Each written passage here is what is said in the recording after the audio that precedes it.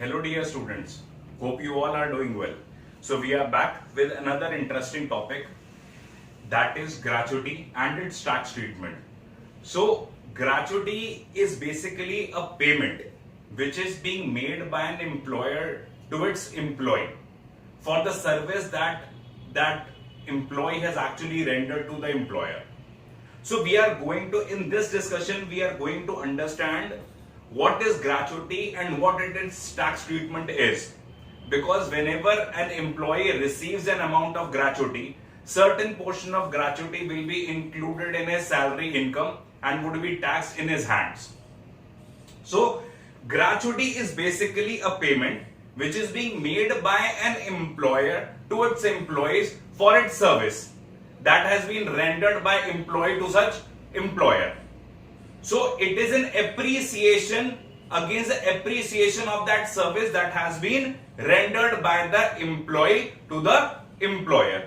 So usually the gratuity payment is being made at the time of retirement or at the time when employee is actually leaving the service from the employer. Usually and generally the payment is being made or the payment becomes due to an employee when employee completes around 5 years of service with a particular employer. So if he completes 5 years of service with an employer, then his gratuity becomes due and employer pays such gratuity at the time of retirement or whenever he leaves the employment with that particular employer. So now let's come to its tax treatment. So in order to discuss the tax treatment, we have bifurcated the employees into actually 3 categories.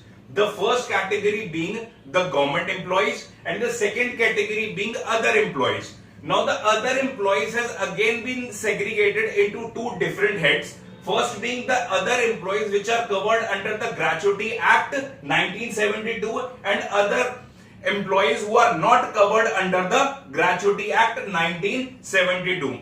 So first part is very clear and very simple. When the gratuity is being paid to a government employee, whether be it a central government employee or a state government employee or any civic body employee, or a local authority employee, so any government employee, if the gratuity is being paid to a government employee, it is fully exempt. So nil amount would be taxed in such government employees' hands. Now let's move our discussion to the other employees. So here we have to calculate the amount of gratuity that is exempt in their hands. In order to calculate the exemption, we have to bifurcate. We have bifurcated these other employees into whether that employee is covered under the Gratuity Act or whether that employee is not covered under the Gratuity Act. So let us cover the first case, that other employee which is not a government employee and it is covered under the Gratuity Act. In case it is covered under the Gratuity Act, then the minimum of 3 amounts, whichever is less, would be exempt and the remaining amount would be taxed in his hands. So what are these 3 amounts? First being 20 lakhs straight fixed slab, straight amount, that is 20 lakhs.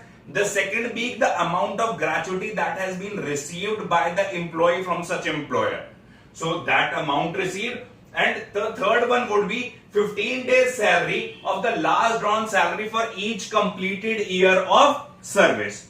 So this is very important. We have to take 15 days salary and take 15 days salary. Which salary we need to consider? The last drawn salary. The latest salary which he has drawn, that we have to multiply. We have to take 15 days salary of that particular salary and multiply it by each completed year of service. So for example, if an employee has completed 27 years and 8 months, so we will take that as 28 years of completed service. So any fraction over and above 6 months has to be rounded off to 1 year, and any fraction which is less than 6 months has to be ignored.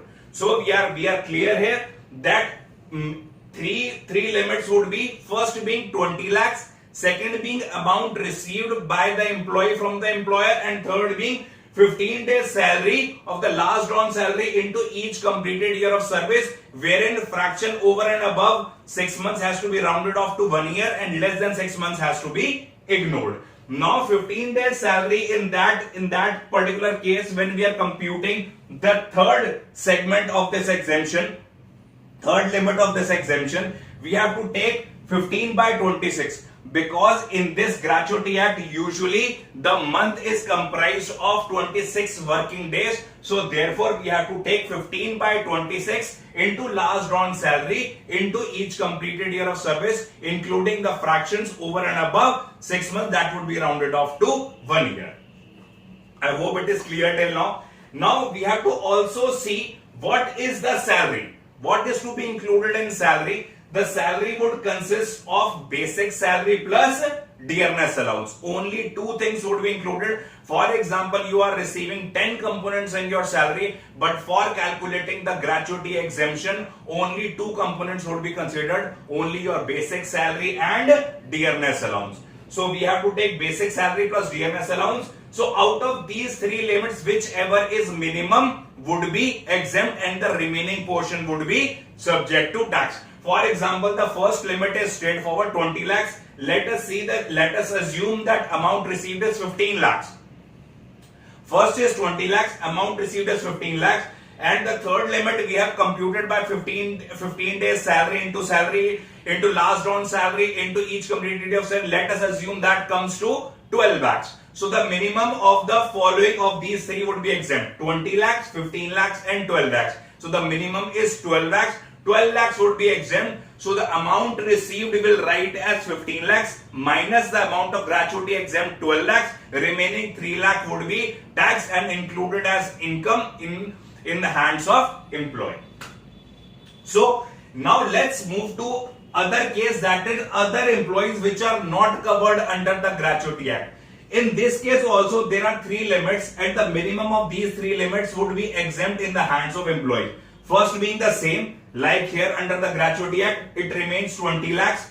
For second limit also remains the same, that is the amount received by the employee from the employer on account of gratuity. And the third limit is, instead of 15 by 26, we have taken half month's average salary for each completed year of service. So half month salary for each completed year of service. Now here one important distinction which I would like to make is that in this case where the employee is covered under the Gratuity Act, so fractions over and above 6 months have to be considered as 1 year and will added as a single year completed of service. Now here in this case the fractions have to be ignored. So for example, an employee has worked for 27 years and 11 months. We will ignore 11 months and we will only take 27 years as completed year of service. Now second difference, here it says that 15 by 26 has to be multiplied by the last drawn salary. The immediately last drawn salary which has been drawn by the employee before receiving the amount of gratuity. But here we have to take average salary, and that average salary has to be computed by last 10 months average salary immediately preceding the month in which the employee has actually retired. So for example, if the employee has retired in the month of October, we have to take the previous 10 months ending on September. I hope that is clear. Now another difference here we will take 26 days as working days in a month and we will divide 15 by 26. Here we will not take 15 by 26, we will take just half, 1 by 2. That's it. Now another important point of difference is the amount considered for salary. So here we have where the employee is covered under the Gratuity Act, we have taken salary as basic salary plus dearness allowance. In case where the employee is not covered under the Gratuity Act, then salary would mean the basic salary plus dearness allowance only if and to the extent that dearness allowance is forming part of the salary for the purpose of retirement benefit. So only that portion of dearness allowance which is being considered for computing retirement benefit, only that portion of dearness allowance would be included here, plus the commission if such commission is being paid as a fixed percentage of turnover. So here where the employee is not covered under the Gratuity Act, the salary would comprise of three items. First, the basic salary. Second, the dearness allowance, if forming part of the salary for the purpose of retirement benefit. And third would be commission as a percentage of turnover. So it is clear. So the gratuity for government employees would be entirely exempt. We are clear on that part. For other employees which are not government employee, if they are covered under the Gratuity Act, the minimum of the following would be exempt. First would be 20 lakhs, second would be amount received, and third would be 15 days, 15 by 26 into last drawn salary into each completed year of service, wherein fractions over and above 6 months would be taken as a complete year and fractions below 6 months has to be ignored. And salary would mean basic salary plus dearness allowance. For the employees which are not covered under the Gratuity Act, minimum of the following is exempt. First being 20 lakhs, second being amount received from the employer on account of gratuity, and the third would be half month's average salary into each completed year of service, wherein fractions have to be ignored. Average salary is last 10 months average salary immediately preceding the month of retirement, and salary would mean the basic salary plus dearness allowance forming part of the retirement benefit for the purpose of retirement benefit, and plus the commission if it is paid as a percentage of turnover. So this topic is complete. Hope you have understood, and if you have any queries, you can contact me on my contact details. Thank you till we meet again with another interesting and important topic.